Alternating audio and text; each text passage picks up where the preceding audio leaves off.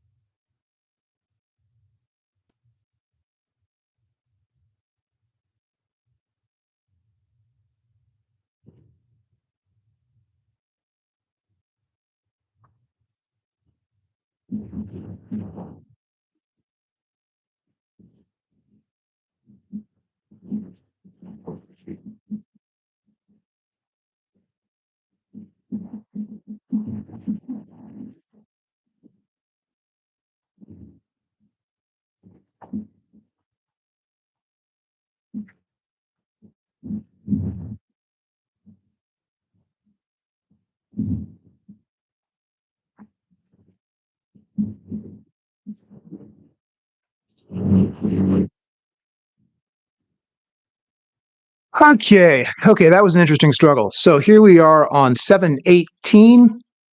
We just had beautiful San Diego Pride Festival in Balboa Park. I was a part of that.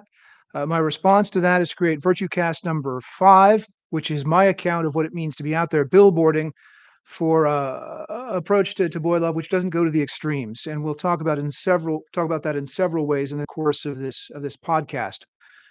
I have no at-risk tech savvy youth to help working in my with me later on. But before we get into all the exciting debate, let me just give a quick rundown on the 8 points I'm going to try to hit in the next 2 hours, roughly 5 to 7 here on Tuesday night. Here I am, Mark Miner, the voice of polyphonous unreason, hosting manic versations with cat thousands. Here in mid-July 2023, there are 8 topics I feel inspired to dump on, so please join me for this simultaneous shit. Number 1, 7/14 Friday night, I had a spat with Exulansic, who is a commenter on YouTube who makes body horror videos about the horrors of genital discombobulation and so being sewn up together. Mostly I agree with her, but our relationship took a bit of a bad turn. So we'll discuss that in great painful detail. Number 2, Saturday, I was out billboarding at the San Diego Pride. I have the billboard here. I can share that with you and tell some stories of what it felt like, what the billboard looked like, and how it went. Number 3, in response to Exulansic's comments, I decided I wanted to have a debate with a better version of Exulansic, so I created my own Better Exulansic out of a mop and a cartoon. interesting one, will be this. Do we need more trans-interiority or less trans-interiority? As a poet, I deal with the muse, which is the fountainhead of all poetic sensibilities, all poetic interiority. And so I think the kids out there who are struggling with gender issues need more guidance in how to work with their gender interiority. Exulansic, in many of her videos, has taken the opposite point of view that trans interiority does not exist. There is no ghost in the machine. And if young women are listening to their Joan of Arc voices and based on that are deciding that they have to become a man and are getting surgeries based on those voices, the less they listen to those voices, the better. And if young women are listening to their Joan of Arc voices and based on that are deciding that they have to become a man and are getting surgeries based on those voices, the less they listen to those voices, the better. I hope that's a fair representation of Exulansic views, which I will debate her on in the course of this podcast. Number 4, puerility and senility. 7 ages of boy love activism.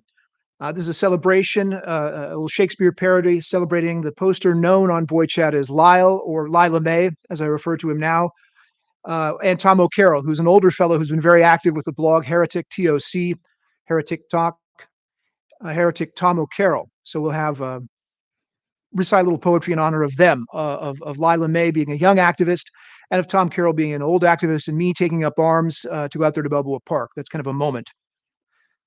Number 5, I'm very active on Urban Dictionary, coming up with new terms, which I think are helpful because we're moving into a time where the old vocabulary is no longer adequate. I think it's a very important poetic job to make up new words for what we're going through. Pedotoileting is an incredibly important concept that any activist is going to have to deal with. I want to be talking about the norms of male role model formation and how people get off track to one side with neglect or get off track to the other side with abuse of boys. Both of those are obviously bad. We want to get people back on the main track of normal male role modeling. Unfortunately, there's also a conversation happening over here, which I call pedotoiling, which is where people have bad feelings inside themselves. They want to express those feelings, and they look for a warm place to dump them on. And so when I'm out there with a billboard, I have to deal with people dumping their bad feelings on me. So I made up a word for that. Another word I watch with amazement and a certain amount of horror as trans men now are being more and more open about taking babies and putting the babies to their male chest and letting the babies suck on their male nipples with whatever lactation simulation might have been induced by lactation-inducing drugs. As a classical scholar, I have access to Catullus, and the word irrumo generates irrumatophilia, which we'll talk about that, the fetish that trans men are talking about more and more now of putting a baby to the breast, even though they're actually a man. Number 6, there was a recent interview that Genspect did with James Cantor. I think that's worthy of further comment. Dr. Cantor talked about include the P a few years ago. No one really took him up on that. Sasha and Stella of Genspect did take him up on that. I think it's very appropriate, very interesting debate. Much pedotoileting happens in that debate where Cantor will put across a view and Sasha and Stella don't necessarily agree with it, and they'll bring some emotion. And then Cantor, with his Vulcan persona, will want to talk more about the science and less about the feelings that the results of the science engender in the bosoms of Sasha and Stella. And so he jumps in with kind of an routine. And there's much comment about that because some people commenting on this in YouTube feel that was rude or that the perspective of Stella and Sasha was not being properly listened to. Whereas, of course, Cantor is going to focus on the science. So I think Genspect number 120 is worth some discussion. Another interview which I saw, which is very interesting and much worthy of discussion, is Boyce of Reason. Mr. Benjamin Boyce did a second interview with Phil Illey. Phil Illey is a juggler who has come out with a book talking about his perspective on autogynephilia. He calls it autoheterosexuality or something to that effect. Phil Illey, being a juggler, has the free use of his hands much more so than I do. I haven't got that much there.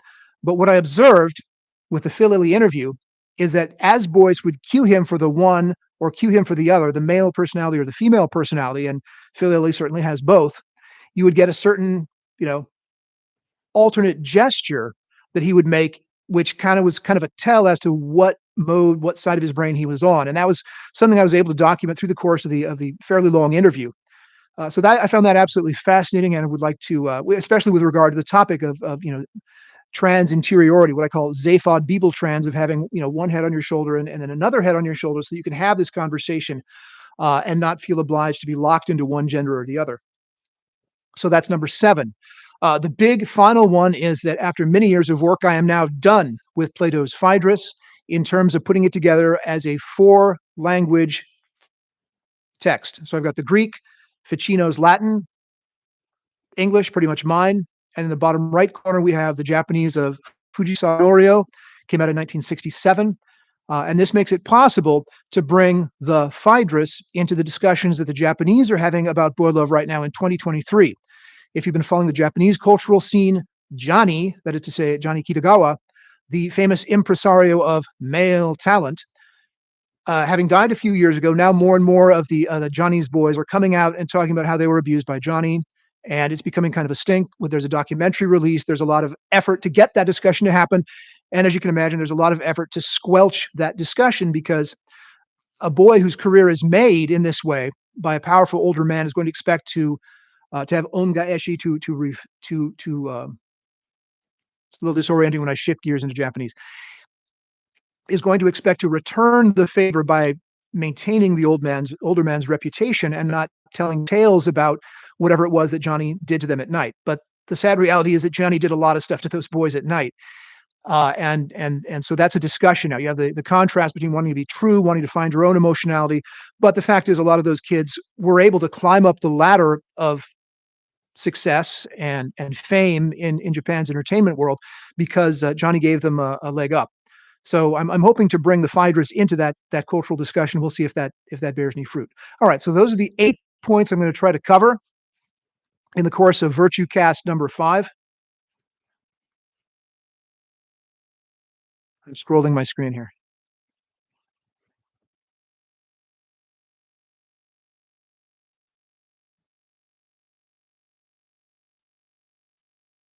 Oh, just to show a little skin to get the ball rolling here. In the course of many years of a 12-hour philological day, sitting here at my desk and typing up Japanese, Greek, Latin, and English, and pulling everything together to make a beautiful text, I do acquire two very marked symptoms of the kind of stress and strain my body is put under. So one of them I call flat, scabby philological ass, which I will not show you. But I was out Thursday working in the sun with a different shirt than I usually wear, moving concrete blocks and moving 6 cubic yards of soil materials for the nursery where I work. And I developed a really remarkable thing that I call a Neapolitan tan, which I'll forbear to show you in any detail, except that from here it's strawberry, from here it's vanilla. So that's a joyful demonstration of my relationship to San Diego viticulture, San Diego agriculture, San Diego sun, and the fact that it's a beautiful, beautiful July here in San Diego. So consider yourself exposed to some genuine skin here, which is about as dark as my face. Okay, getting busy now with number 1. Let's do a quick recap of what the first couple of Virtue Casts amounted to, which is not a lot. Number 1 and 2, I was just getting my feet wet with the technology. I brought on a guest, Todd Nickerson, who had spoken to Salon about being an out girl lover. I invited him to be on the first 2 podcasts. He said yes. Kind of a stretch for me just to do it at all. Kind of a stretch for me to reach out to Todd all the way across the country in Tennessee. Kind of a stretch to reach out for me as a male-identified boy lover to talk to Todd. And he's a girl lover, and he's got the sensibilities and the way of speaking and thinking that belong to a girl lover. So he's a different animal, different kind of animal than I am.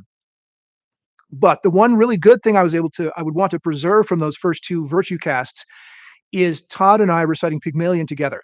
I have to recite Pygmalion because it's one of the well-known Ovid tales. Daphne and Apollo, Pyramus and Thisbe, you know them all. The boy that flies, Icarus, Daedalus and Icarus, and of course, Pygmalion, and as we later find out, Galatea, the statue that comes to life. Not one of my favorite tales because, hey, there's no boys in it. But when I recite that poem, me doing the Latin, Todd Nickerson reciting the English, I see it through Todd's eyes as a girl lover. And Pygmalion is sculpting the form, and he's putting flowers on it, he's putting dress on it, he's putting a jewelry on it, he's making it lay down on a couch. How comfortable would that be, given that it's a stone statue? So that was really fun. That was really fun to get Todd's perspective on Ovid's Pygmalion, to work with him as a girl lover and me as a boy lover. And this is one of my big points. I think it's extremely important that when boy lovers come to speak publicly, they do so not about the dirty stuff, but rather this is us as being civilized. This is us presenting poetry. Wouldn't the world be nicer if all boy lovers and girl lovers could express their poetry rather than sexual misconduct? Okay, virtue cast number 3. I was a little bit concerned to see the response of the University of North Texas to Mr. Jeff Younger, whose son, James Younger, is caught up in a battle where the divorced ex-wife situation. Dr. Ann Georgoulis, the pediatrician, has taken the kid, at the crack of 2023. She took him to California, and Mr. Younger, back in, I believe it was March 2022, had spoken at the University of North Texas next to his house about the situation. And he had been viciously chanted at and harassed. So I made a comment on that. I compared the chanting of the protesters in North Texas in March 2022 to Cybele Enactus, which of course is my because it gives such a great expression of trans ecstasy and trans regret.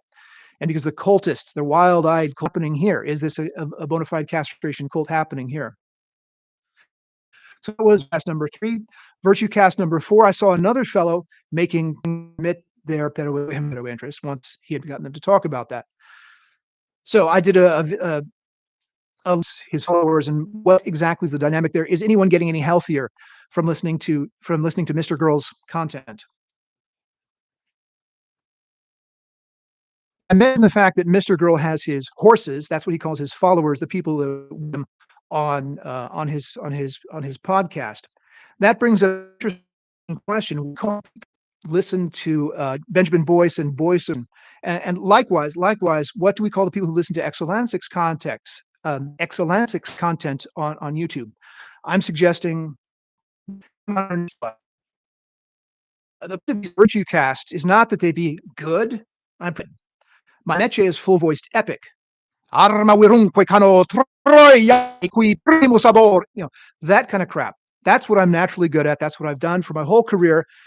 And I'm operating at a level of emotion and vocalization that is appropriate for a several thousand people, for an amphitheater with several thousand people in it. That's very different than being cooped up in a studio and yakking at a screen with a little microphone and a mop that smells like Fantabulosa, a cleaning solution. So appearing as a representative of epic poetry as a guest on someone else's podcast is like asking me to pee in a shot glass. I mean, I can do it, but it's probably going to be messy because of the large amount of voice and personality and emotion that are natural to me as a poet. And of course, the other thing I do is philology, and that's me sitting there going like this for 12 hours, and that's for engagement death. No one's going to be interested in me talking about philology. So what I've done is try to bring some more playful puppet show type stuff into the discussion, and I'm hoping that will prove fruitful. Adventure in petting is meant to showcase the ontological shift. It's not meant to be good or entertaining in any sense. It's meant to showcase the ontological shift from non-being of boy lover lack of representation, that is, boy lovers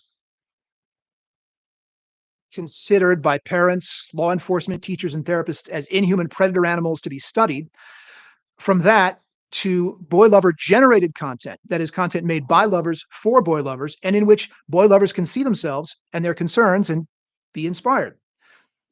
This is how boy lovers become people instead of just uncontrolled impulses.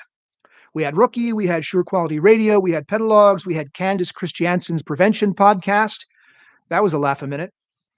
Now we have Virtue Cast number 5, whoop-de-doo, and by we'll have something better than that. And I definitely have my eye on the younger activists, that the tech-savvy at-risk youth, that they should be able to crank out something better and more interesting than what I'm able to do here. So the lifeblood of Twitter, the computer is a very female place. It's all about talking and relating and getting in fights and generating engagement and throwing pepper in people's face, and other people throw pepper back at your face. And it's all kind of tedious for a person like me who has a math and classics background. I want to be talking about ideas. But if this is the nature of the internet, I have to participate in it as it is in order to get any attention. And sure enough, the gentle art of making enemies, Oscar Wilde and James Whistler, I have had a spat on Twitter with a powerful and prolific spatrix named Exulansic. Now, as we get into the play of persona, I don't want to leave anybody behind. Everyone at BoyChat knows me and understands me to be a polyphonous person. Sometimes I will speak very high, and sometimes I will speak very popular. Sometimes I'll speak very San Diego. Sometimes I'll speak like a British person because I grew up in London. Sometimes I'll speak like a Japanese person. Sometimes I'll speak like a high boy lover priest. Sometimes I'll speak, just as down and dirty as anybody else at BoyChat. Oh, I like to see young cock twitch. I like to lay pipe on a cutie. That's the kind of crap that you sometimes get at BoyChat, even now. Because I am polyphonous, I can operate just by power of my voice with different images and different characters. Other people are not quite as skilled at that. They couldn't go from a goddess to a Batrako Miyomaki to playing a mouse or a frog. They couldn't go back and forth between those things with the same speed that I would do as a professional poet and reciter of poetry. So there is a person who lives at home named Sierra, and she appears on the internet in various manifestations. So I have my little placard made up, and this, if I can get the glare off of it, this is how Sierra presents on her social media, which is a very nice, dolled up, charming image. Standing next to me is Exulansic with a caricature of Exulansic that was done by somebody else who, again, getting into a spat with Exulansic over this whole thing. It just went on and on and on. It was very boring. Attached to a mop. This is a standard representation of how do I want to put this? It was the simplest and crudest way I could think of introducing the Zaphod Beeble-Trans concept, which a lot of people were just not getting, maybe because the Hitchhiker's Guide to the Galaxy is no longer current. But if you think back to the Hitchhiker's Guide to the Galaxy, there was a character named Zaphod Beeblebrox who had two heads. And I adapted this image in my cartoonish way to be Zaphod Beeble-Trans, which is where you process the trans-interiority by imagining yourself to have a male head and a female head and trying to get the male head and the female head to talk to each other. So doing the Exulansic caricature as a mop is a way of bringing this part of Exulansic's personality into the discussion and the debate. This is not the real Sierra. It has nothing to do with her. She's back home in Berkeley doing what she does. She has a real life, I'm sure. But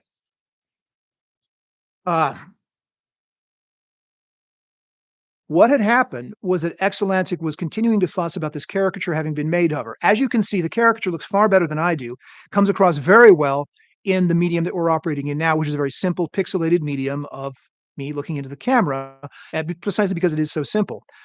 Exulansic, as is a woman's privilege, was objecting to the skin tone, was objecting to the nose, objecting to the eyes and the teeth, objecting to the fact that she was made to look like she was riding on a tricycle. And she fired back against that enthusiastically and has continued to wheeze about it. I couldn't see that this was the world's worst caricature. It looks like something you'd spend $5 on at a county fair and laugh at, and you go on with your life. But whatever.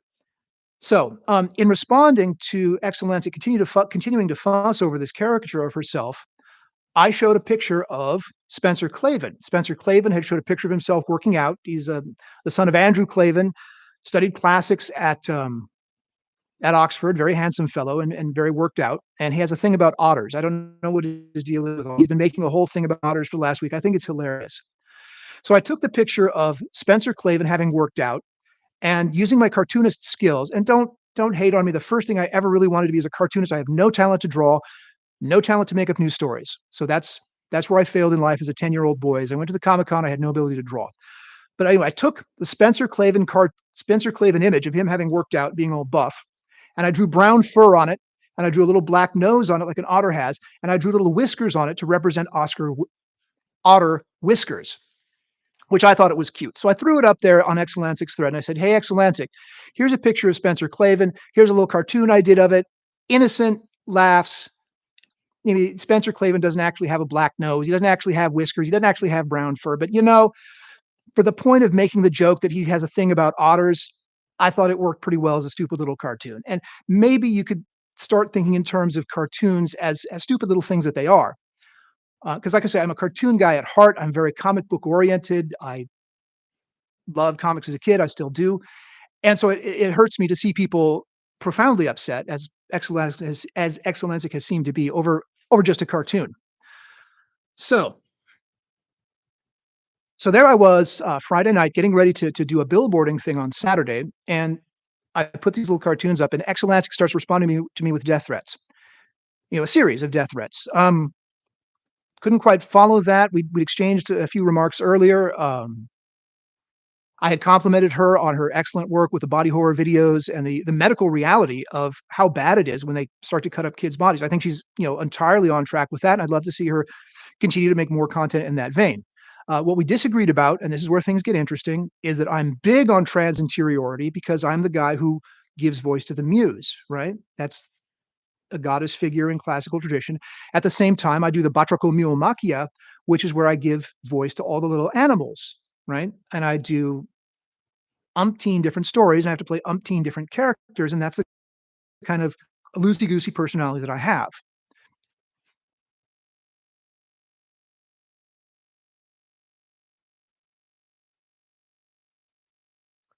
So as I had noted here, you wouldn't catch Spencer Clavin having a meltdown over me making a cartoon of him as an otter with brown fur and a black nose. Okay, he doesn't actually look like that, but no one is going to be in the least bit disrupted by the fact that I've done a silly cartoon of him. But as I say, Exulansic started in on me with a series of death threats. I assumed she was being playful. I assumed that this was with reference to um, our previous conversations. I was trying to wonder why she was upset. I wasn't really coming up with anything because I had been very complimentary towards her, and I've been a participant in the discussions that hosted by the genial Mr. Benjamin Boyce. I've been a participant in the discussions that Exulansic and her crew of mutant X-women had been holding.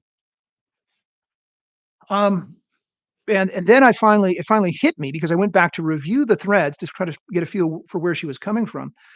I noticed that she had said, not directly in the thread, but not directly in the thread where I was commenting, but in another thread to her followers, Google Mark Minor pedo and then come and get on my Discord. And I said, well, when I look up my name, I typically see a long list of poetic shows that I've done all over the country because that's been my career now that I'm 57. I can look back on that, and many of those shows are still, you can see the references to them when you Google my name, Mark Robert Minor. But what Exulansic did was she put Google Mark Minor, and if you Google Mark Minor, this other character comes up, and this is where things get juicy and interesting.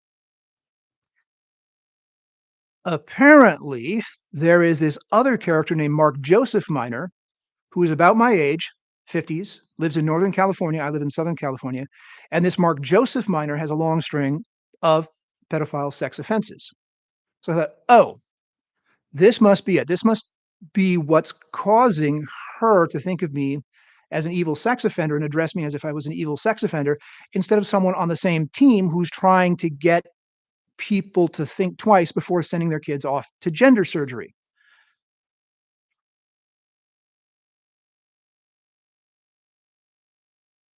Because Exulansic was referring to his, are you Mark Minor, the famous pedo? I'm like, yeah, Mark Minor, the famous pedo. I thought nothing of it. Well, finally someone recognized me. That's very nice. Because I've been doing poetry all over the country for the last 20 years. But it seems that she was conflating the two in her mind. That's if she has another explanation, then I'd be glad to hear it. But as I say, haven't heard it at this point. So I saw this taking place on Friday night, 7/14, and this was the night before I was going to go out and do billboarding in Balboa Park with my little signboard in imitation of Stanley Green, the passion protein man of London, who was very much a presence in Oxford Street when I was growing up in London, right next to Oxford Street in 80, 81, 82. I make no comments about any other people who might be out there with billboards. They speak for themselves. I speak for myself. There's no connection there. But anyway, I thought it would be cool to be out there at Pride and doing a monochromatic shame routine in the midst of the rainbow Pride routine. I thought it'd be offer a little change, a little variety. So we'll get to the billboard in due time. The point is, I was a little primed, a little aggressive as far as if I need to defend my reputation, I will defend my reputation, given that I was going to be out there in public the day after. So after some attempt to engage Exulansic in a back and forth, I said, what's going on here? What's the deal? Are you deliberately trying to get people to conflate me, Mark Robert Minor, with like an Aesop's fable? If it was not you, it was your father, and that is all one. Any excuse will serve a tyrant. So went back and forth, and again, she had been very aggressive towards me, and then she was doing this thing about conflating me with Mark Joseph Minor. So I lost my temper, and I was a little bit intemperate because I'm a Welsh poet, and this happens sometimes. So I called her a vicious gossip, a sloppy researcher, a disgrace to Berkeley, and a rallier of harpies.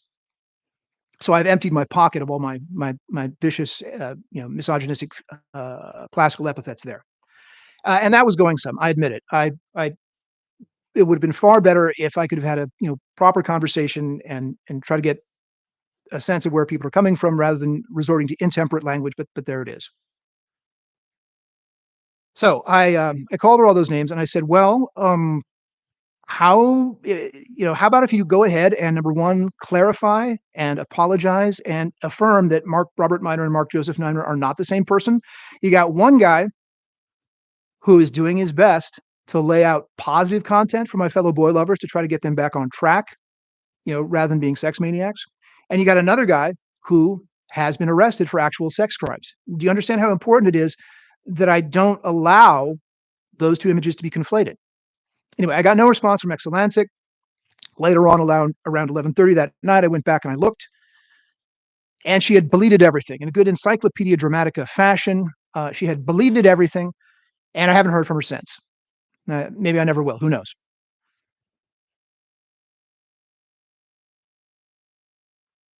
So, feeling bad about it, I appealed to Benjamin Boyce, who is a conversating person who understands that sometimes kids get in little fights on the school bus, and you need to make peace between them. And I said, I'm sorry, I was intemperate with Exulansic. I think we're by and large on the same team. She sounds like a very intelligent, very witty person, exactly the kind of person that I would like to be friends with and make content with, if that were possible. So if there's anything you can do, Benjamin, maybe you could make peace between us. I'm hoping. We'll see.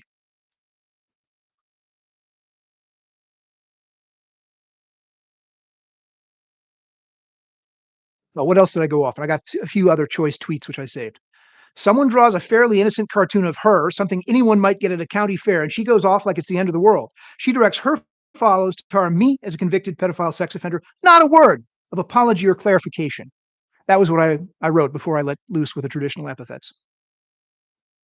So 11:34 p.m., I went back and checked, and she had deleted everything.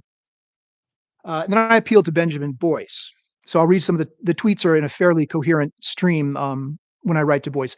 Twitter fosters a tree structure to where you can get vertical development and horizontal development of every node. Second tweet referring to the first, third to the second, fourth to the third, or second tweet referring to the first, third to the first, fourth to the first, fifth to the first. So you can get a horizontal development, and then every node can develop similarly. So it's not writing. It's a good idea generation system, but it's not writing. You have to go back and put the writing into order later. But when I was writing to Benjamin, I was less upset, and so I wrote something that was a little more coherent, which I will now read.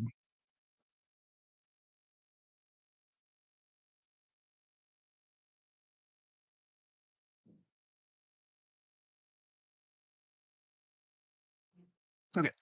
Hi, Benjamin. I got in a spat with Exulansic 2 nights ago, and I feel bad about it. She was directing her followers to Google Mark Minor pedo and then go to her Discord and snigger about it. I was mildly peeved, as I'd collected all relevant links under my Facebook page. There was a whole other thing, which I don't even want to get into, where a furry journalist had made an assault article on me after I had gone to Vancouver and recited Apuleius' Golden Ass, which shows people a man turning into a donkey and then turning back again, which I think is a good lesson for furries. The man did not engage with Apuleius at all. He just is a guy called Patchy Fur in the furry community. He just did an attack article, Mark Minor's an evil pedo, and I just like, I don't even need I don't have the time to respond to furries. I really don't. So I was mildly peeved as I collected all the relevant links under my Facebook page. And indeed, I had put in a link to the furry article on me because I thought it was hilarious. I mean, furries can't read. They have those big fake paws on. They can't read. They can't do classical scholarship. Turns out, continues my thread to Mr. Boyce, turns out there's a guy about my age in Northern California who has done time for pedo offenses named Mark Joseph Minor. I am Mark Robert Minor. So I called out Exulansic for being deliberately misleading, reported her to Twitter, and asked for an apology. She deleted everything and blocked me. I was intemperate, called her a villainous gossip, a sloppy researcher, and a disgrace to UC Berkeley. Careful medical research is her brand. Muddling me with a sex offender is not careful research. Anyways, I'm out at San Diego Pride this weekend, inspired by other great gender warriors. With a sign saying kids cannot consent to pedophilia, and on the other side, LGBTQ, capital Greek pi, lowercase Greek pi, with the whole thing crossed out, sur rature. We'll discuss that in a moment. In any case, for the record, I have no criminal record on anything, much less for sex offenses, and am entirely focused on deploying traditional Greek and Latin stories to help guys with BL interests find better ways to express themselves, that is, better than sex. If you're thinking of me as a person with a criminal record due to sloppy internet research, then you've been misled. Just wanted to set the record straight. Now, I come from a Christian background, so I had to go off. I'm not good enough to set up with a triumphalist Christian post-gay rhetoric, Jesus set me free, pedo no more. But I am good enough to express my boy love interests in stories about boy love, and I focus on stories about boy love that end with the protagonists. I can see that from now on, I'm going to have to begin every billboarding conversation by disambiguating myself from this Mark Joseph Minor character, who really is a sex offender, which is a drag and a waste of time. So, thanks for muddying the waters, Sierra. As the person who just got the term pedo-toileting put up on Urban Dictionary at the end of May, I am hardly going to let Exulansic do her pedo-toileting on me and not call her out. Reference to Urban Dictionary, pedo-toileting. Generally speaking, I'm very fond of X's content. She's smart, witty, fun, and on the right track. I have been kidding her for being exclusively focused on body horror, at the expense of the spiritual dynamics involved, the Joan of Arc voices in girls, the be like mother voices in boys, the internal psychodynamics, the ghost in the machine. That's all my line of work as a poet. I went through high school in 3 years instead of 4. I didn't take a class in biology. I know nothing about biology. I would not open my mouth on the subject of medical research. Exulansic covers that extremely well. On the other hand, we poets have our noises to make as well. We are on the same side in a fight where we need all the allies we can get. If we can get beyond the immediate spat and the emotions pertaining thereto, X is a person I would like to get to know better and be friends with. Friday night was the eve of me going out and billboarding as a Scarlet P for the first time. And I was a bit wound up, touchy, and concerned with my reputation and how people would respond to me. Thus, I was primed to be verbally aggressive when attacked and probably kind of overdid it in attacking X back. Anyways, if you could play the office of peacemaker between us, that would be a good Christian thing to do and much appreciated. She's taken down the material that was offending me, and I'm prepared to apologize for being extra crabby Friday night. And then I put Mark Robert Minor because that's the whole point of the thing, is that I'm Mark Robert Minor, which is my father's name. I'm not Mark Joseph Minor. That's a different guy. Now, as I was typing the thread to Benjamin Boyce, I got an idea for a debate, and I began to try to pull it together because I want to be producing interesting content that putting the matter in sharpest focus. Exulansic firmly abjures, swears off, any discourse about the gender ghost in the machine. No souls in boys, no spirits in girls. Only meat, only materialism. About the gender ghost in the machine. No souls in boys, no spirits in girls. Only meat, only materialism. She said this several times on several podcasts. I don't think that's a misrepresentation of her position. Me, I take it for granted that there is a gender ghost in the machine. I focus on stories that give form to the spirit voices in girls and the soul voices in boys. because I'm a poet. Socrates in the Phaedrus, for instance, describes himself at one point as almost having a nympholeptic fit. Hard to say exactly what that means, but it clearly suggests that he feels some sort of Greek mood coming on. That clash over trans-interiority is the relevant clash between me and Exulansic, and is, I think, worth a public discussion, if not a proper Boyce of Reason conversation TM. That's Benjamin Boyce's term, which he has marked out for himself and does very well with. The petty stuff, the name calling, that I'd like to see less of. For a debate title, how about, do we need more trans-interiority or less trans-interiority? I say we need more, and I symbolize what that would look like with a cartoon image of Zaphod Bibeltrans. So here I am, here's the boy head, here's the girl Exulansic, having a discussion. Exulansic says we're all just meat golems, and the less girls with trans fantasies listen to their Joan of Arc voices, the better off they'll be. I feel like Exulansic is trying to put me in a bizarre and unfair position of having to disentangle myself from the common sex offender image. I represent that image when I tell Zeus Ganymede stories or Eumolpus stories. That doesn't mean it's fair to say I am a son stealer like Zeus. I've put in decades learning to express my male violence in traditional Greek and Latin poetry and heroic poetry, and my gender identity formation failures in traditional poetry about gender, namely Opus Generis and Plato's Phaedrus. I'm very performative with what I do, with my representations of male violence, which I perform, and male gender failure, which I also perform. And Exulansic has butlered around enough at Berkeley to know that term. In addition, you might observe a certain concern for female performativity in Exulansic's self-representation on Twitter. So this lovely image here that I'm holding up on a little placard is how Exulansic chooses to present herself in social media. Her hair has been waffle stomped. I don't know what the technical term is. There's a crimper that they use to put body and volume and zigzag curves in hair, and she's used that to great effect here. She's got the makeup on her cheeks, she's done her eyes, she's done her lips, she's got a smile, she looks happy and relaxed. She's got a very aesthetic little bit of a plant in a bit of a bottle. She's very charming. So the play of identity then is there's a real Sierra at home. This is the Exulansic she chooses to present on social media, which is very natural. This is the image of herself that she most sincerely and most vociferously rejects for herself. Though oddly enough, it seems to show up much better being made.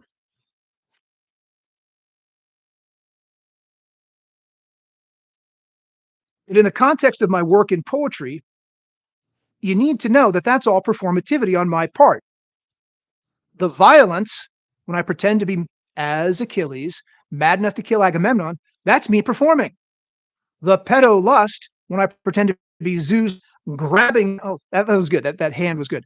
When I pretend to be Zeus grabbing Ganymede, or when I do Poseidon grabbing Pelops, or when I do Eumolpus playing the wolf in the story of the Pergamene boy and grabbing the boy, that's all performative.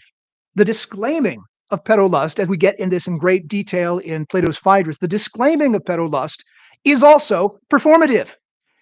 If I were not able to perform the disclaiming of pedolust, I would not be able to do the many speeches in the Phaedrus where that is what the character is doing. I have to play the man who expresses pedolust and the man who disclaims pedolust and the man who switches back and forth between them very rapidly. The pirouetting between the two is an act. Apollo's conversion to heterosexuality is also an act. He is always converting. He never gets there. It's not his function. He's not Baucis and Philemon. It's not his function to represent married love.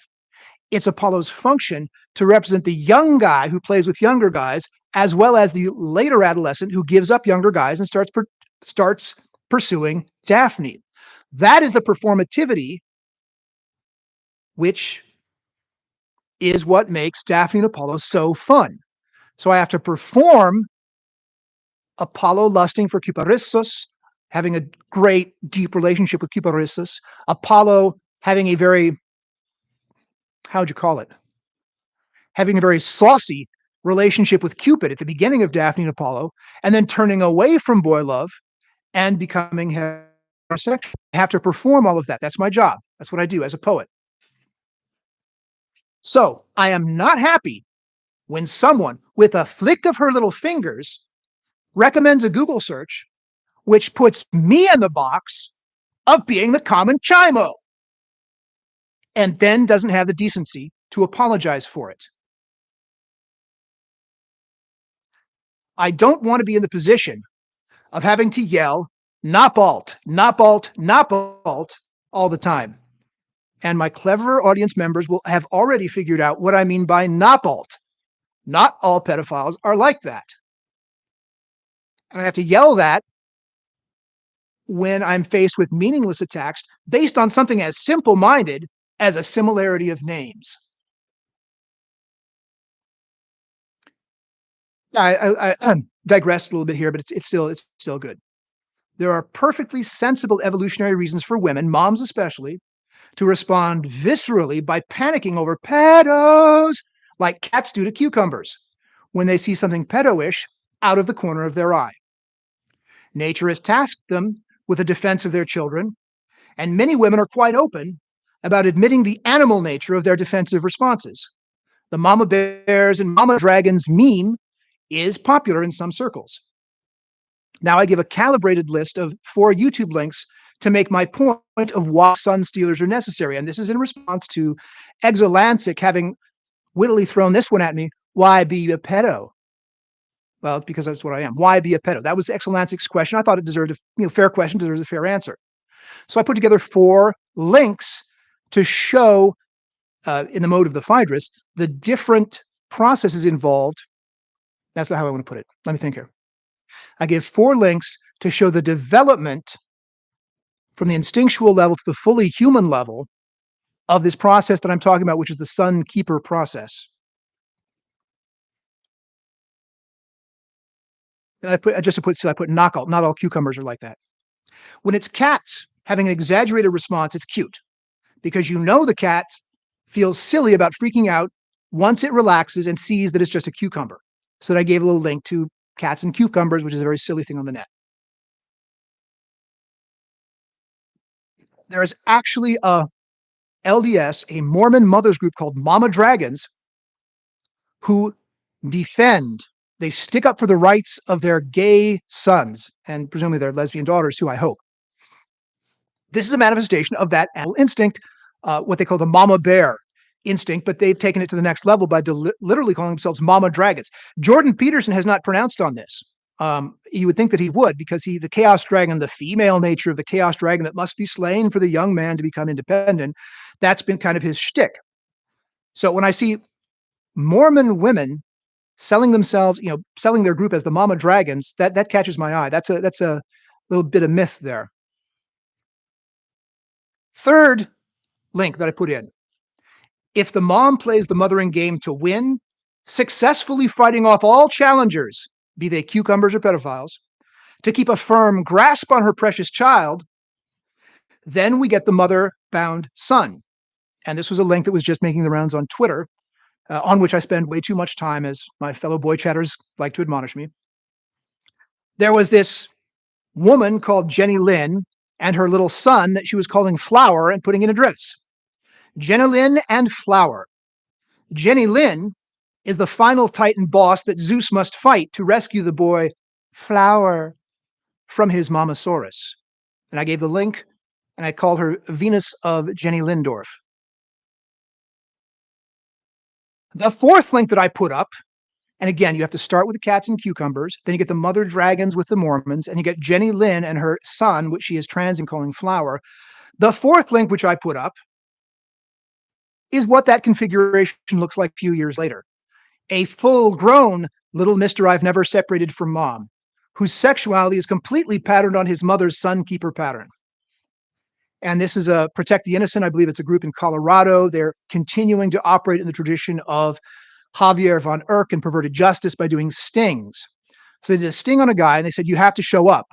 They told him what they were doing, but you have to show up or we'll turn you to law enforcement or whatever. They put leverage on him. So a 20-year-old guy shows up with his mother and you can watch the whole clip and it's just hair-raisingly bad.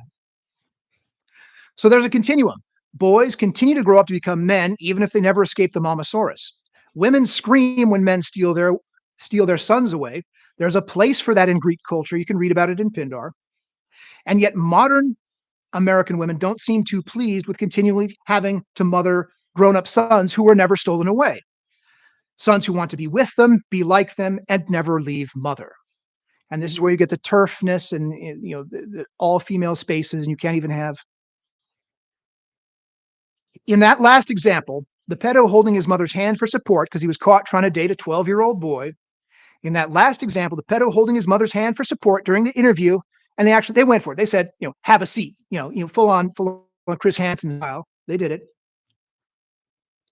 The son keeper personality of the mom has so contaminated the son that in pursuing boys to devour like his mom, he becomes that modern bogeyman, the tranny pedo son stealer and son keeper. And this is what I harass my fellow boy chatters about because I don't want to see them going down that road. In this discussion, I'm not particularly concerned with whether that 20-year-old man has any AGP behaviors or not, any cross-dressing, any dildoing and experimenting with penetration fantasies or what have you. What I am seeing and reflecting is that there is no dad in the picture. We were taught to think in terms of the salient male role, in terms of the 3-year-long post-gay groups that I went to. We were told to talk about the salient male, ordinarily the man who stands out, not the wallpaper dad, but the salient male. So the salient male in this Christian description of gender identity formation is the man who comes home and plays with his son for 5 minutes and then reads the paper and goes to bed and goes to work. That's the difference you see in American middle-class Christian life between the wallpaper dad and the salient dad. Is a salient dad will grab the boy away from the mother and play catch with him in the backyard for 5 minutes. Very important difference. You won't get Zeus Ganymede in the Christian tradition. What you will get is the salient male.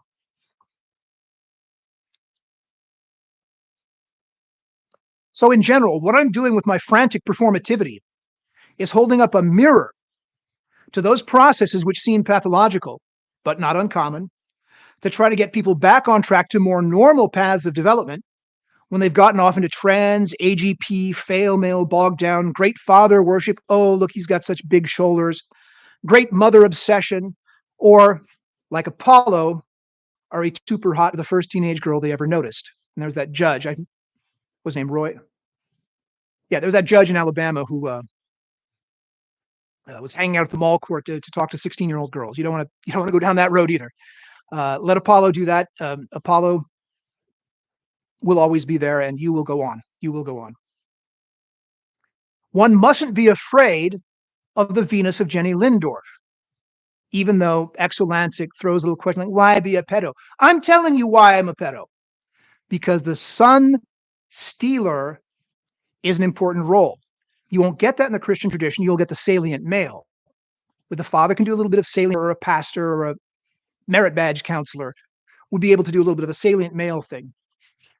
But Zeus Ganymede exists only in the story of Zeus Ganymede.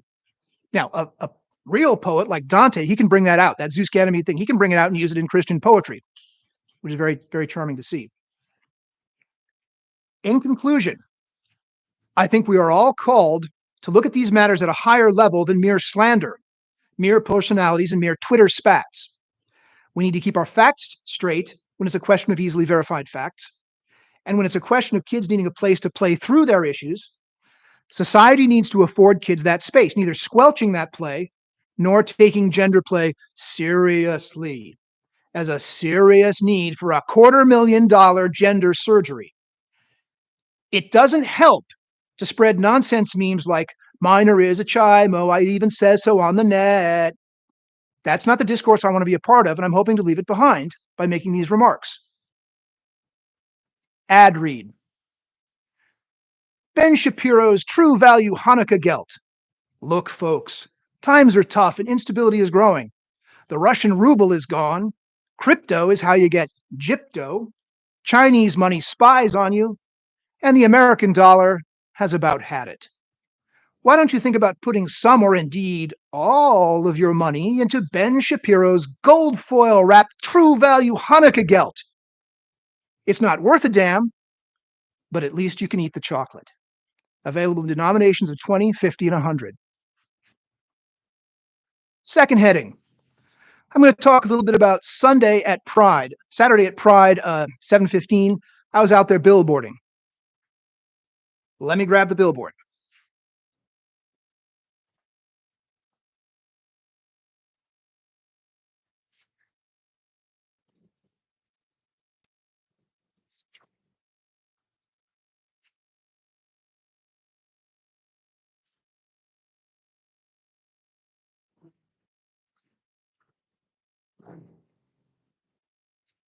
Okay, that was kind of sucky. I knew it was going to be kind of sucky. It was a new kid at the FedEx place. He didn't understand how to blow up the thing, so the thing came out small. It doesn't show up on the screen very well. So, moving on. One side said kids cannot consent to pedophilia. That, it seemed to me, was a very reasonable, clickbaity discussion starter. Come up to me, tell me your stories, feel me your feels, pedo-toilet your pedo-toileting. If you're serious about wanting to get back on track with normal male role modeling because you got burnt by neglect, because you got burnt by some pedo who couldn't, control himself, then I will sit there with a fairly neutral expression and I'll let you do your emotionalizing at me. And a number of people did come up. Small, self-selected group. It was a beautiful day. All the Pride Parade people were out, 300,000 people. Had some good conversations. San Diego had moved its Pride from June to July because we sometimes get June gloom. We get a coastal overcasting in June and some rain. We put it to July to make sure it would be sunny, and indeed it was. The other side, first side said, kids cannot consent to pedophilia. The other side is a meme, which I just made up very quick and dirty, and I've been throwing around on the internet to see if it sticks, is LGBTQ, capital Greek pi, lowercase Greek pi. I don't have to tell you what the pi stand for. It's the Greek letter for P. I don't have to explain this symbol is a two pi next to a lowercase pi. Let me show you that one.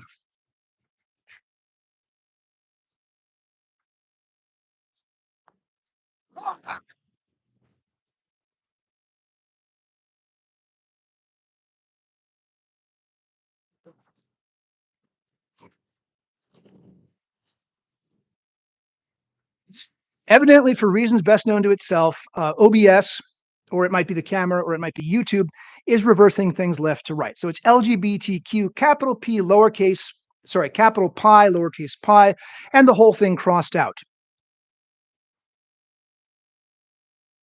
This one is a little tricky. On the one hand, every three hands now, but on the one hand, the first of three, LGBTQ, big pi, little pi, completes the mega acronym. I'm starting to get a little bit annoyed with my fellow conservatives who say LGBTQ and then what? And they get a little pieces going off. What do you think's coming next? Well, duh.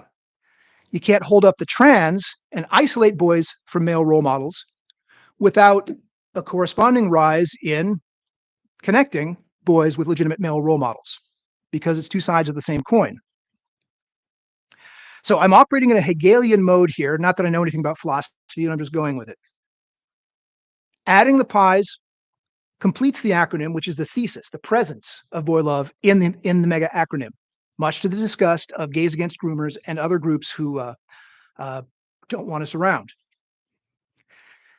On the second hand, it is crossed out. It is surature. Back when I was at UCSD, this was considered very stylish because it meant that you had read your Heidegger and meant that you had read your Derrida and knew all about Le Pharmacie de Platon and Plato's Phaedrus and all these other delicious topics. It's a little stale now, but it makes the point, so I'm willing to use it. The horizontal line crossing it out represents the negative response, action against boy love. And you're seeing this with the Sound of Freedom, or as I like to call it, the Sound of Pedo Schwing 2025. The Sound of Freedom is a movie that is designed to cater to the emotional needs of people who want to see child sex trafficking stomped on and destroyed.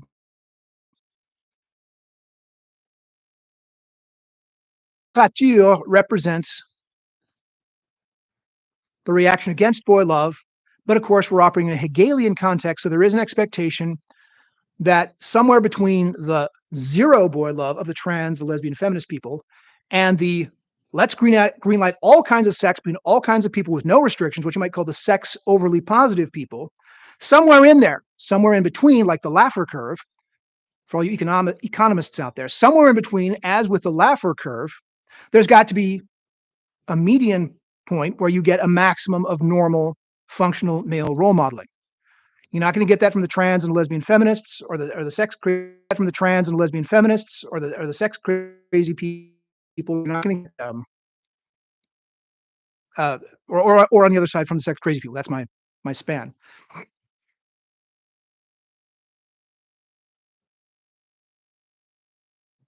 So that was the discourse I wanted to engage people in. Is, tell me a story about how male role modeling went for you. Was it always perfect? Well, you were lucky. Or were there times when you were neglected? Or were there times when you were working with a male role model and he stole all your labor and he stole all your good ideas and he put his hands on you or whatever, and you want to tell stories about how bad that was and how you've been scared by male role models ever since? I know people have these stories because I've done 3 separate year-long post-gay programs, and these are the kind of stories that the guys have. I never was able to find a guy who was interested, or I was hooked up with this guy, but then all this horrible stuff happened between us, blah, blah, blah, and I never was able to get over it. So that's why I do the stories that I do in Opus Generis, is to try to, chuckle people out of their hangups.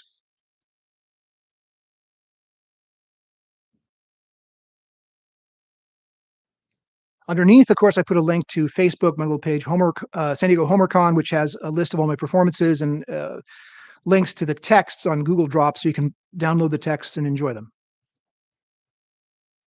I talked to Angela, who was a Baptist lady. She came over to talk to me. She was very nice. I talked to Kevin, who's a Hare Krishna dude. We were able to recite some of the Bhagavad Gita together. That was good fun. I explained what I was doing and the need to transcend the animal impulses, which is very much a theme in the Bhagavad Gita literature. And so we had a good conversation and minor conversations with a number of other people. And a lot of college age girls going, oh my God, what the fuck, on seeing my sign. So I'm kicking open the Overton window a little bit and hopefully inspiring other folks to speak out in public. I don't want to see church and society blindsided on this issue. If you look at how the church responded to gay marriage, America has overgefallen and can't get up. If you look at how the church responded to the rise of trans, it looks like the church is pretty much on track to get solidly blindsided by the boy love issue, which, as I am tongue-in-cheek predicting, is going to kind of reach ahead in about 2025, which I'm calling Pedo Showing 2025.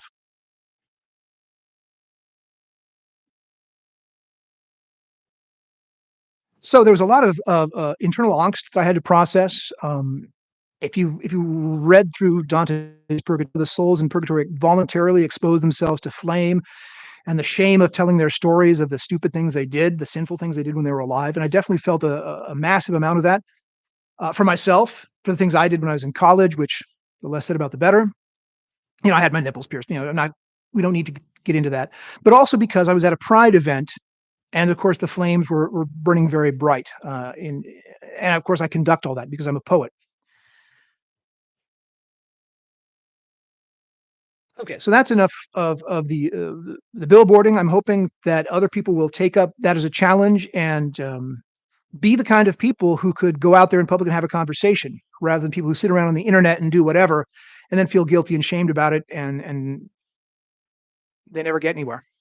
Ad read number 2.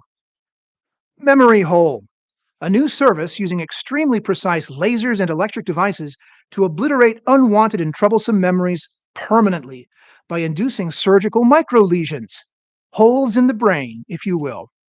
Who could forget Katharine Hepburn in Suddenly Last Summer saying to the young doctor, "I'll only give you $15 million for your clinic if you cut that story out of her brain." Now, with Memory Hole, you can. Think what a lovely gift that would make for family members, especially around the holidays. Point number 3. A four-handed debate / conversation with a better, deeper Exulansic. Now, this is all taking place with no prejudice whatsoever to the actual woman who actually makes the videos under the name of Exulansic. She's a real person with a real life, and I have no desire to harass or engage in any kind of untoward conduct towards her. I'm trying to popularize the idea of Zaphod Bibeltrans. This is a very silly idea. It's a very cartoonish idea, but silly and cartoonish as it is, going on because it's so exciting to experiment with penetration or whatever. And they need to get the two heads talking to each other. So I have to explain the participants in this four-handed debate before we can actually get the four-handed debate going here. Participants would be Mop Exulansic, this lovely creature here. It would be dolled up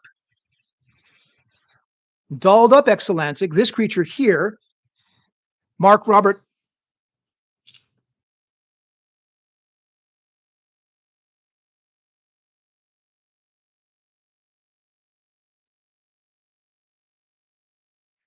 Sorry, I dropped something and it killed.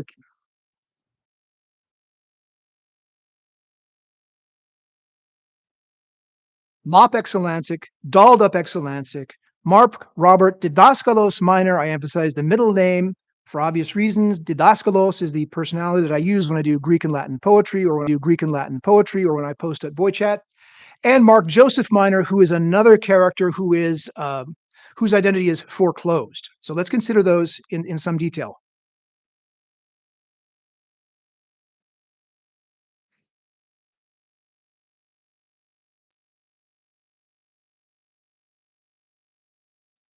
Mop Exulansic is the face that Sierra rejects. Exulansic, all dolled up, is the face that Sierra projects on social media, a tribute to the female performativity she learned from Judith Butler at Berkeley. And Exulansic with some depth and integrity would have to include a reconciliation between Sierra, the woman sitting at home who creates and hopefully integrates the various personae, see Doris Lessing's Golden Notebook, Mop Exulansic, that she rejects, and dolled up Exulansic, the elaborate Barbie doll image of constructed femininity, which would be recognized by Germaine Greer and Simone de Beauvoir as a necessarily artificial femininity. Feminine, but artificial. Artificial, but feminine. And we haven't even gotten started on Sierra's male side, that masculinity which is the great privilege and pleasure of the lesbian feminists to reject and externalize. So I guess that's coming out in the form of X deploying the Mark Joseph Minor image in the Mark Minor character field, which is a subfield of the Didaskalos character field, to meld Matthew Barney and abstract algebra.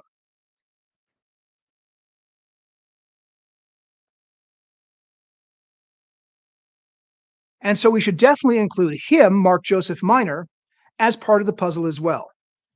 Except that I'll be doing most of the heavy lifting here and carrying that imago, the image of Mark Joseph Minor and his sex crimes, because in that respect, I'm stronger than Exulansic. I have 20 years behind me of learning to speak in public about being a boy lover without triggering people to throw eggs at me. Mark Didaskalos Robert Minor, a thaumatropic poet, that is Mark Robert Minor presenting baby face and hairy face, and a lot of other faces as well, in quick rotation for public amusement, and no harm done to boys. In other words, the face of pedophilia that he wants to show with the idea that the public will find it amusing and not actionable. Gadgets would include the Eumolpus catastrophe in the Satyricon, which is Eumolpus pretending to be a card-carrying member of the Platonic high boy lover priesthood, and then turning out, to be a common wolf. And you do that over and over again because every time you do it, it makes the groundlings laugh. Also, the three myths and the three speeches of Plato's Phaedrus, all addressing boy love from different perspectives, allowing him a performative exoskeleton, like Iron Man, inside of which to do his pedo antics safely. In addition, or rather in contrast, I should say, we have this character.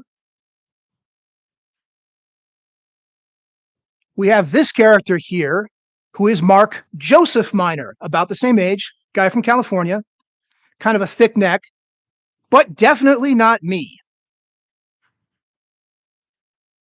Mark Joseph Minor, a frozen, monopole, game over individual for whom there is no free play of persona. between the innocent, playful, chaste, learned boy lover and the convicted sex offender, whose identity is locked into the abject, that's a shitty place to be, is locked into the abject positionality of being an appropriate target for pedo-toileting. Mark Joseph Minor will always figure as the latter in Exulansic's psychic economy. Whether she can assimilate Mark Didaskalos Robert Minor to that scheme remains to be seen. Because I set things up 30 years ago when I started doing Didaskalos, that Didaskalos never would get bogged down, neither I nor Didaskalos would ever get bogged down in accusations of sex crimes against boys. Because that's not the game I'm playing. I'm playing a literary game. This is the guy, Mark Joseph Minor, who actually went down the road of being a sex crime sort of a pedo. So this is the wire that Exulansik put her hand on Friday night in trying to confuse me and the confusing prestidigitation I do with poetic personae with this shmoo, Mark Joseph Minor, who has not got any play to him because he actually played with little boys. And that's you get put away for in jail and no one ever hears from you again. But that's not me. So, tackling now the debate, now that we have all four hands on deck, resolved. Trans-interiority. Well, I didn't do it a resolve thing. I did a left-right thing. Different heads. Or do we need less of it? Do we need to shut down the internal trans voices as Exulansik recommends? First of all, what is trans-interiority? I'm assuming people have read Jung and are familiar with the idea that boys have an anima, a source of female feelings normally repressed, and girls an animus, a source of male spiritual ideas normally repressed. I say it in a funny voice because the first generation of Jungian analysts, those trained by Jung, did so. Normally, she was a very cooperative woman, very nice to be around, but there were times when she was in the animus. They actually talk like that. I find it hilarious, and so I've adopted that. If you're not familiar with Jung's ideas, a good first approximation to a definition can be given by asking, what else can I do with my gender dysphoria besides going straight to gender surgery? Which approach could be called trans-exteriority, trying to solve internal problems by external modifications. Point of irony. The more the MOP Exulansik head makes the case for shutting down trans-interiority, the more the MOP Exulansik head makes the case for trans-interiority, because the Exulansik MOP head is the second head that makes the Zaphod Bibeltrans discourse, that makes possible the Zaphod Bibeltrans discourse I'm currently engaged in. The MOP Exulansik head, which I have right here, is participating in my discussion of trans-interiority, whether she likes it or not, just like the Mark Joseph Minor head, this guy.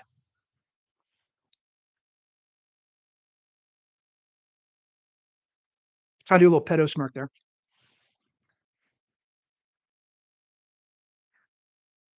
I had a really good build going too. Just like the Mark Joseph Minor head, which Exulansik has not got. So, if Exulansik has some beef with me because I made a mop head cartoon, I took her cartoon and made a mop head out of it and put voices in her mouth. Well, let her bear in mind that she is telling her followers to Google Mark Minor pedo, and this is the guy that comes up when you Google Mark Minor pedo. The difference is that I embrace my trans-interiority, my cross-gender side, and my hairy face, evil pedo shadow side. There he is. Which means I can make a puppet show out of it and entertain people. But Exulansik doesn't care to do anything of the kind. Coming now to the actual debate. I hate long debates, so we'll keep it very short, following Silver Spoon's wise recommendation. Points against trans-interiority. Number one, it's weird. It's never really been part of American culture to know what's going on in your soul. In the old days, the church dealt with all that in its traditional ways, according to its rigid categories: guilt, consciousness of sin, redemption, salvation, blah, blah, blah. Now, no one deals with trans-interiority. You just get handed over to the gender surgeons, and he's the last man to know anything about the soul. Number two, for why we should reject trans-interiority. Number two, Exulansic doesn't believe in it because there's no materialistic phenomenology for it. And Exulansic's whole brand is that she's the one who knows all the medical research. Fair play.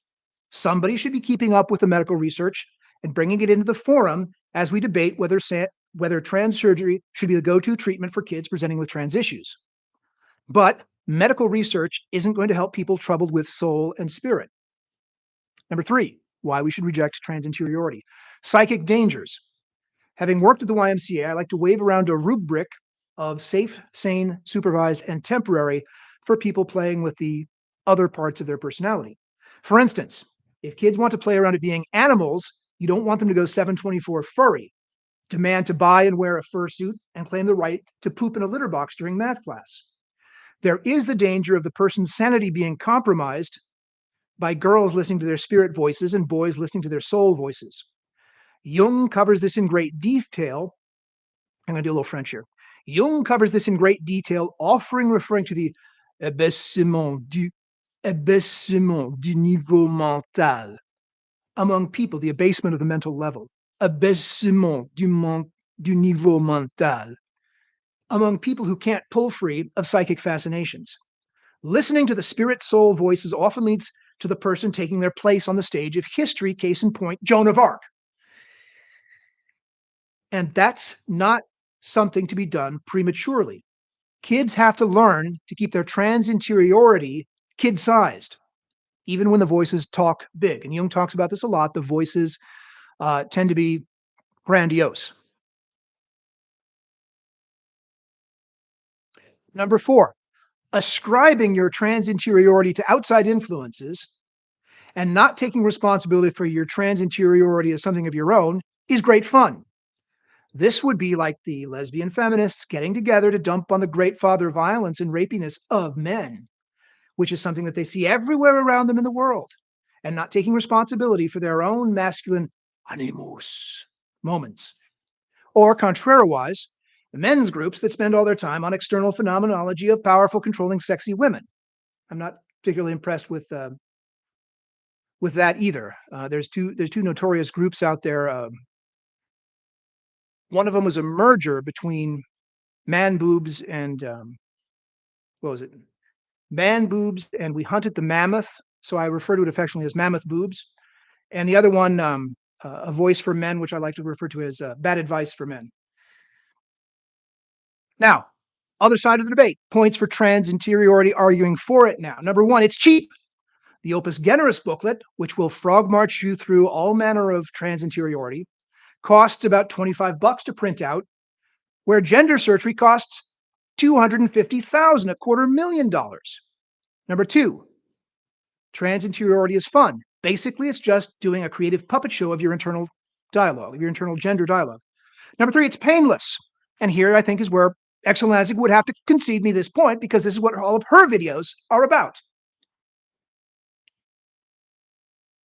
Trans-interiority is painless because there's no complications, no bleeding, no toileting disasters, no fistulas, no dog ears, no dilation, no sepsis and death, and no more affording body horror content to Exulansic. Number four, it's unavoidable. The cross-gender psychic experiences are still there after the surgery when you wake up. So you might as well learn to deal with them before the surgery. Number five, common.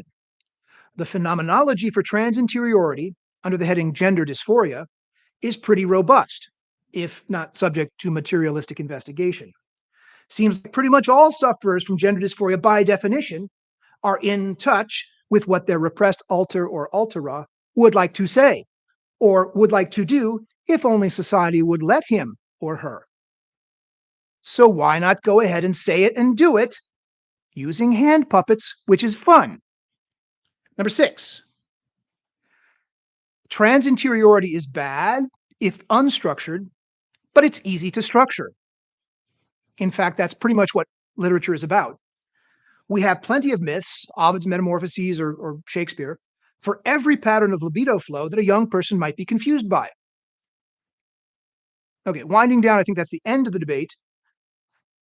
I just want to hit these terms really quickly. Zaphod-Beeble-Trans, because it's such a weird sounding term, is a robust dialectical expression of trans-interiority. You must pay the rent. I can't pay the rent. You must pay the rent. I can't. Okay, that's what I mean by Zaphod-Beeble-Trans, is me having a female altera with whom I can have a dialogue. In my case, it's mostly going to be the muse. Oh, sing in me muse. Man in the whole Iliad thing. But of course, it's all the goddesses. It's the green mother of Yahe, which I, as a plant grower, I have a deep response to that. It's Cybele, right? It's the desire to be the evil mother who's like a cone snail. She stings and she paralyzes and she devours the little fish. That's the Cybele energy, which I'm expressing in an animal sort of way. There's Demeter there's Demeter who stays home and gives nurture and sustenance to her daughter. I love playing all these goddess characters because I have that much goddess energy. Ordinarily I don't, externalize that with a mop. Ordinarily I externalize that by doing classical storytelling. But as I say, I'm reduced to communicating with folks on the net, and this is what I have on the net is a character of Exulansic with a mop behind it. The opposite of Zaphod-Beeble-Trans, and this is equally grotesque and silly, so just enjoy it, is binary Procrustes. Binary Procrustes demands that there be one gender and no trans-interiority. So if it's a girl, born a girl, and starts to have the trans-masculine voices, the Joan of Arc voices, then you got to get in there with a corkscrew, tie the girl to a rock or something, and have a winch going and turn the winch until you can pull a chunk of flesh out of the girl and call that a penis and call the girl a boy. That's how binary Procrustes approaches the women. Contrariwise, for the boys who have trans thoughts about anal penetration and dildoing and I want to be like mother and I want to have breasts like mother, the boys who are having those trans effeminate thoughts, their feet are sticking over the edge of the bed, if you know what I mean. And we all know how Procrustes dealt with feet sticking over the edge of the bed. Procrustes chops your feet off if your feet hang over the edge of the bed. And that's what's going to happen to the boys who sign up with binary Procrustes. Final slap at Exulansic. I'm entirely sure that she is really as much against body horror and against castration as she claims. Popularizing castration television, as her repeated coverage of the I Am Jazz Genderscape does, has a way of fitting in all too neatly with perennial, if crude, lesbian feminist fantasies of normalizing the idea of castrating all men, such as seem to be of interest to former Voice of Reason interviewee Karadansky. I observe a certain sensuality of nipple fiddling in her content, a certain sensuality of castration in the way her content is focused exclusively on body horror. Opus generis, which is, in good medicine show fashion, the patent remedy that I am selling, opus generis is clearly meant to show people a way out of the ongoing nightmare of body horror, a way out of being obsessed with mother's body and being penetrated like a woman in castration, a way out of the economy of men obsessed with sexy boys and boys obsessed with sexy men. Exulansic's body horror content on YouTube is a body horror film that never ends. As such, it fails the Leadcheb test, which is the Alison Bechdel test spelled backwards. It fails the Leadcheb test in that it's nothing but women talking to other women about women's stuff, which is all very good, but it's not going to help people who are caught up. There needs to be an interruption of that pattern, and that's where the salient male comes in. Whether a Christian salient male dad in American middle-class fashion who plays ball with the boy, or a Zeus who physically grabs the boy and drags him back from California, which is where little Jeff Younger is right now. Moving on. Number 4, 7 ages of BL activism celebrating the various ages of Lila-Mae. Okay, he's supposed to be Lyle, but I'm calling him Lila-Mae just to be obnoxious. Lila is an anagram of Lyle, L-I-A-L. I put it to be Lila-Mae because I don't know, he's from east of the Rockies. That's all I'm going to say. I don't know. Other side of the world. I did grad school in Athens. Athens about as big as a dime. And I don't know if I should tell this. I was in the studio when the B-52s were recording Funplex, and they took my sound manager with them to Paris for the final editing. And this is what my sound manager told me. He said, well, Fred told me, why don't you come up to my room? I'm bad. And the sound manager and I laughed our asses off because no one escapes from Athens without some funny stories about the B-52s. Okay, moving on. 7 ages of BL activism. We got a young person who talked too much. Now he's too much into secrecy. These are legitimate stages. I want to recognize them as legitimate stages. We have Tom O'Carroll. I want to show. I pulled Tom Carroll's leg. That doesn't mean I don't love him.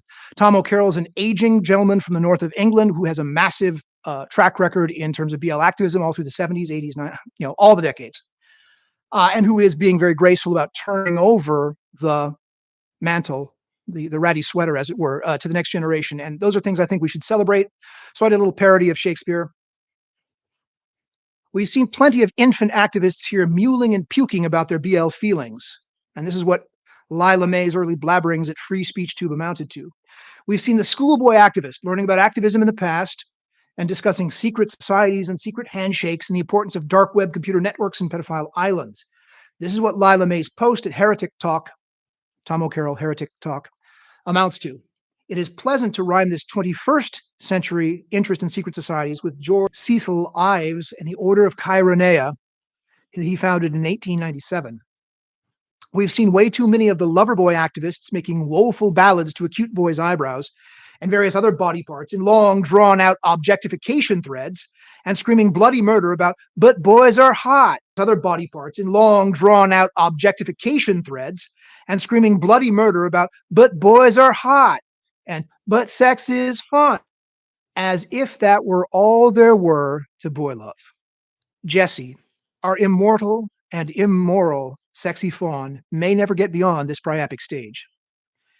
We've seen the act-up soldier activist out there marching with his placard, ever so pleased to be arrested for the cause, full of a lively sense of his own importance and wonderfully excited to see his picture in a newspaper. Can't wait for Lila-Mae to grow a pair, go to his first pro-BL protest, spend a night in jail, and write poetry about it. I put in my time in this kind of thing. I was a gay activist in the 80s. We had led the UCSD kids in a march to Sacramento for gay marriage. Never thought it was going to happen. It did, but by that time I had already kind of left gay activism behind. We've seen the judgmental activist making pronouncements from his position of age and experience. Well, this is how we did things 20 or 30 years ago. Of course, most of those folks are dead now. You know who you are, boy chat.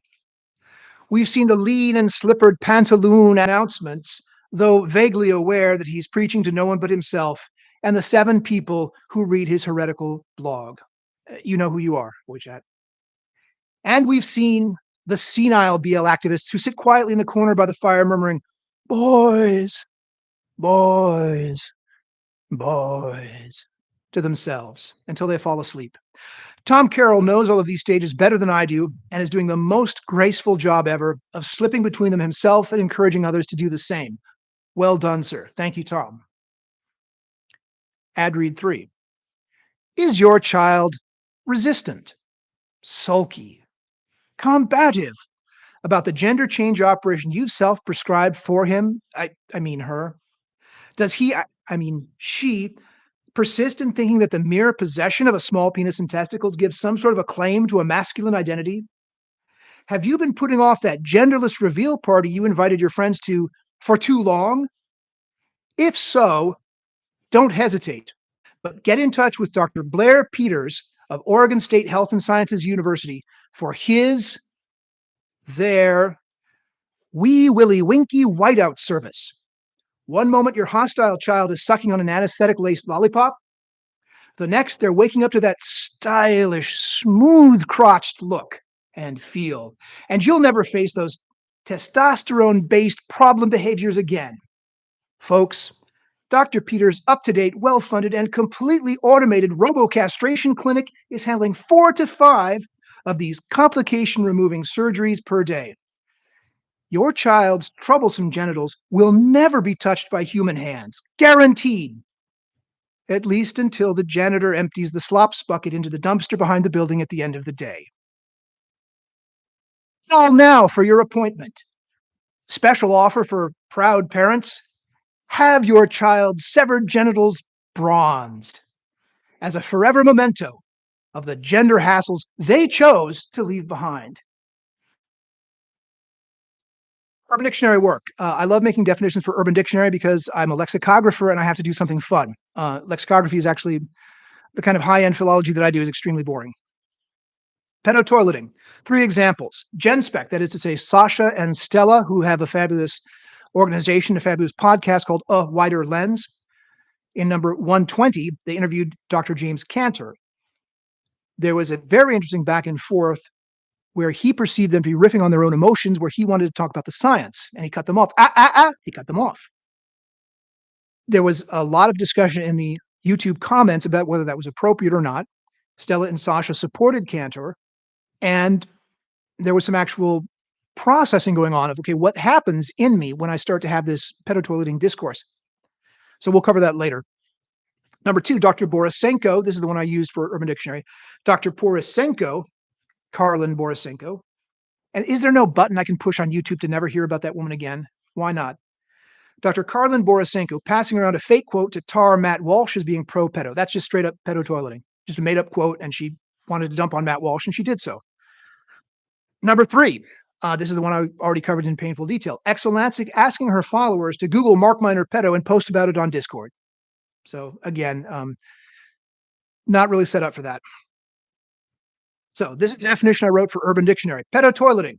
No one wants to be held accountable for difficult, uncomfortable, acceptable pedophile feelings. So it's only natural for people to look around for a known pedophile, the kind of person whose personality has been so broken down by social shame and public stigma that everyone feels comfortable crapping on them. A public convenience. And then to go over to them and crap out their own pedophilia and focalize it as though being experienced by the known pedophile. The trouble is the pedotoileter gains no insight into their own projected psychodynamics, and the person dumped on becomes subject to the stigma of dozens of others in addition to carrying his own burdens. For your inspection, Dr. Karlin Borisenko, 6/18/23 tweet, a representation of conservative Matt Walsh, a commentator she has long been at war with, making certain comments. Gave the number of the tweet. Which is more likely, that Matt Walsh, of all people, actually said, we all have sexual or violent urges towards children, or that Dr. Borisenko has slipped into the pedotoileting zone. Eromatophilia. I submitted the 712, don't know if it's up yet. Latin in plus rumis, breast, means to force the breast into an infant's mouth. This word gave Catullus a raunchy insult. In his poetry, the word refers to an older, more powerful man about the unnamed fetish for having an infant suck male nipples in a trans fantasy imitation of normal, motherly breastfeeding. It seemed reasonable to dub this new fetish eromatophilia. The infant derives nothing from this action. It is meaningful only within the trans fetish psychic economy. If any white gum does come out of the inappropriately hormone-marinated male bodies, it can't be called breast milk and can't be good for the kid. Example, Riley Gaines, who was bumped out of her gold medal in swimming by trans-presenting swimmer male Leah Thomas, claims that a picture showing Mika Minio Paluello and his Madonna wannabe with child iconographic, Mika Minio Paluello, who identifies as a woman but isn't, breastfeeding a baby, was, quote, normalizing pedophilia. Well, not exactly. Political cartoonist Tatsuya Ishida is doing a viciously satirical series on chest feeding, July 2023, doubtless inspired by Mika Minio Paluello and his Madonna wannabe with real child iconographic antics. But let's be real. Trans eromatophilia is really coming out into the open now and should have its own proper term. The psychopathology of men who haven't separated from the mother image is very real. Ben Shapiro, responding to the trans couple, male, trying to breastfeed a kid from 9 Months with Courtney Cox, is a prime example of eromatophilia. Ben didn't like it at all. See the clip, transgender parent tries to breastfeed child in bizarre viral video. So that's my take on eromatophilia. I mentioned in passing that autogynephilia has an anagram, hang up, I oil a toy, an anagrammatic representation of my tongue-in-cheek contention that much of what is driving trans activism is teenage boys experimenting with anal masturbation, dildoing, penetration, feminization fantasies, and the fail male, power girl, fail male, power girl feelings that go along with those fantasies. So autogynephilia, hang up, I oil a toy.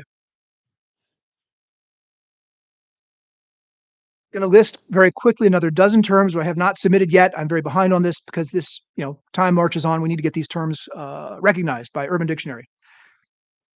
Kids cannot consent to pedophilia. Sort of making that a slogan. I put that on the billboard. We've already talked about it.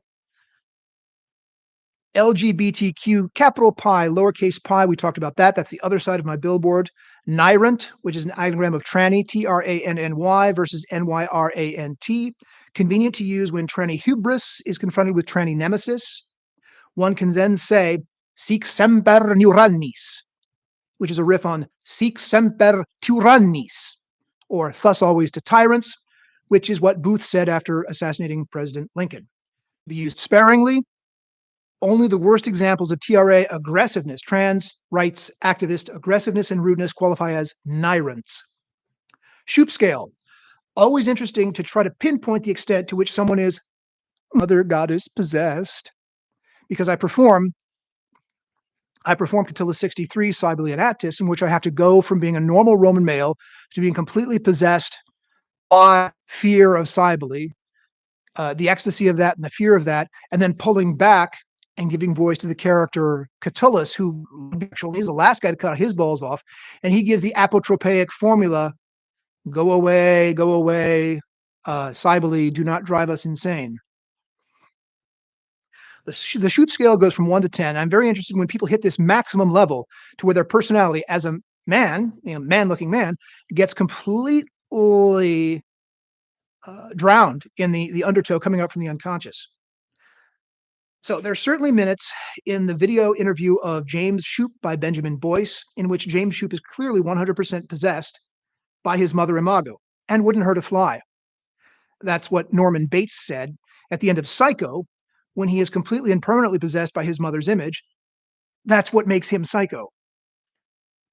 Phil Illey, on the other hand, is up and down the Shoop scale like a flute solo, up and down, and this can be tracked in real time through the course of the interview.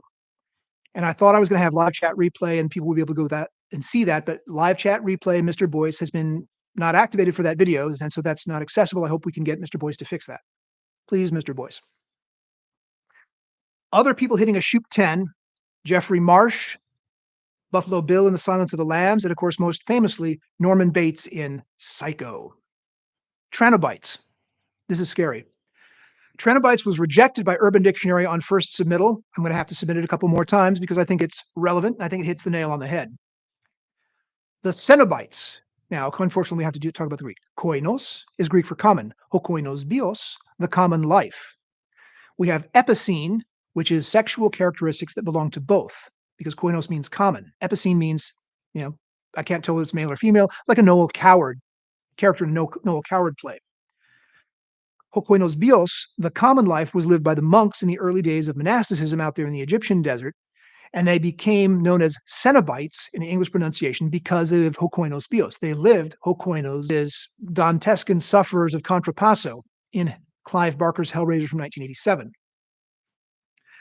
The Cenobites in Clive Barker's 1987 Hellraiser have had their bodies reshaped to reflect the distortions of God's image in them, which they practiced during their earthly life. In common speech, they look like their sins. So the woman who spent too much time and money training her voice and misinfluencing other people with her voice on radio has her voice box torn open and held suspended by wires, as in the shock mount of an old-fashioned microphone. like this, except with a shock mount.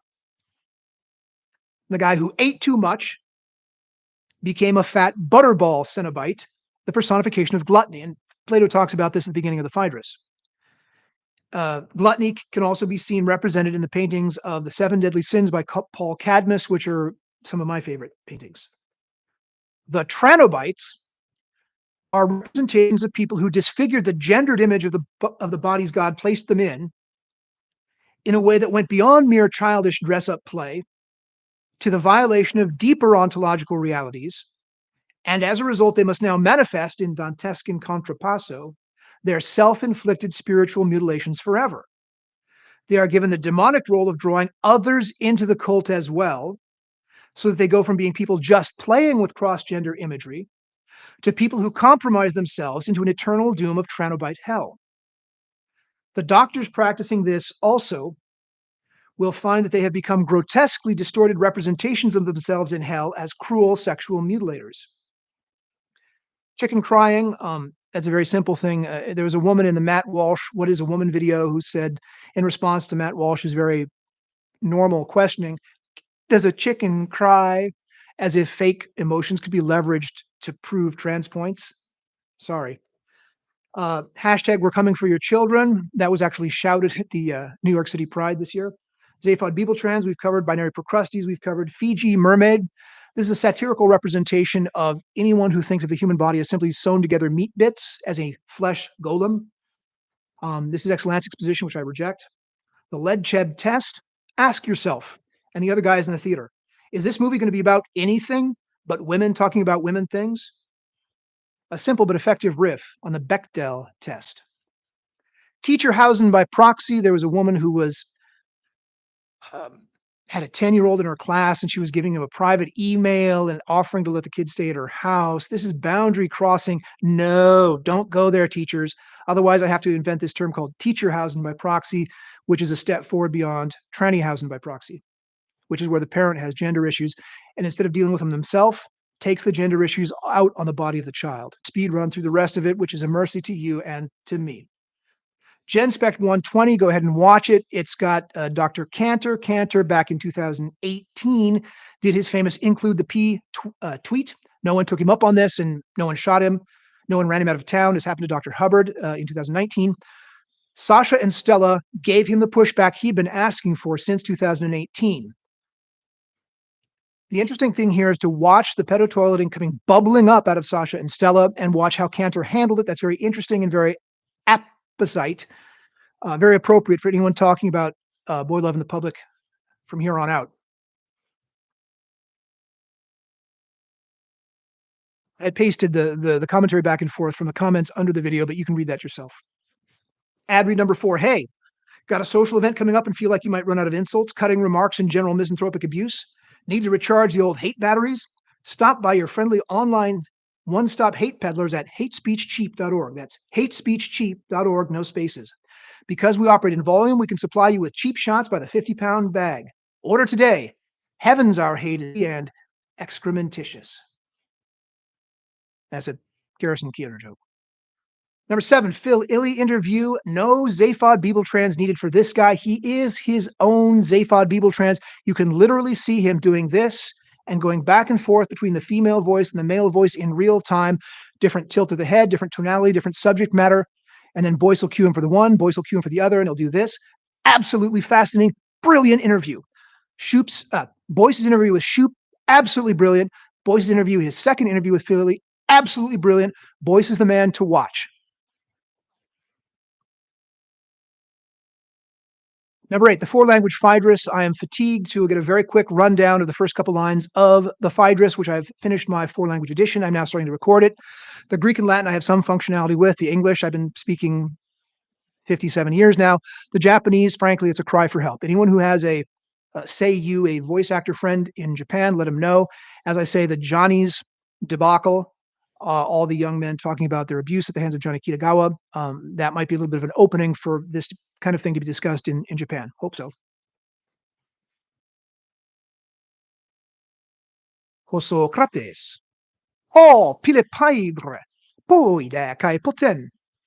Paraleusiu o Socrates, tu que palu, poreuomade prosperipatum exaltecus, sic non grece dietripse chronon, catemenos ex heotinu, pod soi caemoi hetairoi pe tomenos acumenoi, catatas hodus poiutus pas, pesigar acopoterus einae, ton entois dromois.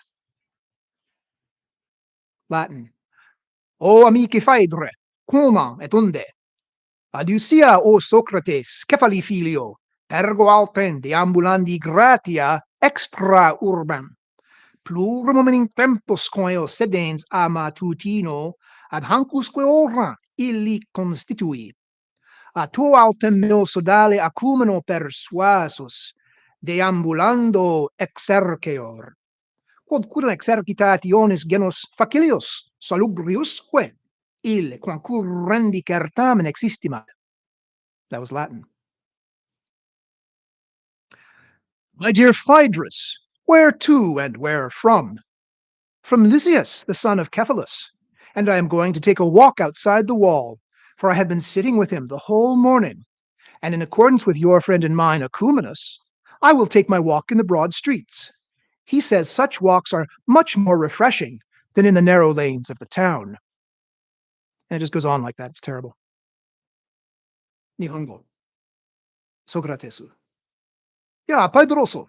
Doko e? Soshite doko kara kita no ka ne? Paedroso. Cephalus no musuko no Luciasu no tokoro kara kimashita, Socratesu.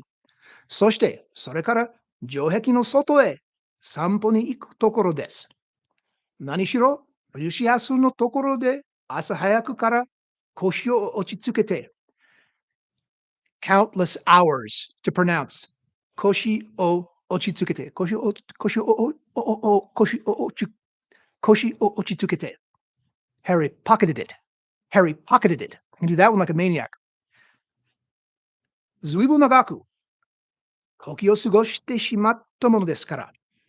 Watashi wa sanpo to ieba, anata ni mo watashi ni mo nakama no akumonosu no gen nishitagatte daido o kappo suru koto ni shitemasu. Tsumari, kare no setsu ni yoru to, tsukare o iyasu ni wa sono houga doromosu o aruku yorimo houka ga aru so desu kara ne.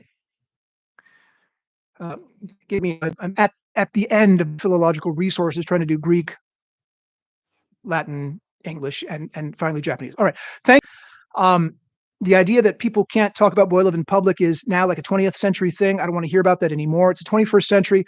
We're all moving forward with hopefully the blessing of Tom Carroll on our shoulders, as well as the future promise of bright young things like our own Lila-Mae, if he can ever hopefully reclaim his masculine identity. By all means, give me grief at Boy Chat. I'm used to it. I've been there 30 years. It doesn't bother me.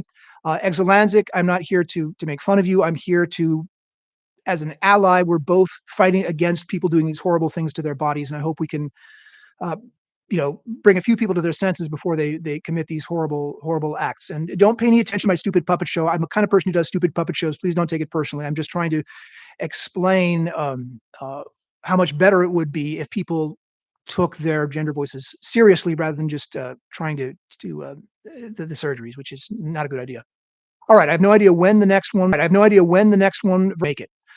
Thanks very much. I hope that this does work and I can actually get this uploaded, and we will now shut down the whole system and see if any of this was uploaded to YouTube so that people at Boy Chat can enjoy it, and maybe even at Twitter as well.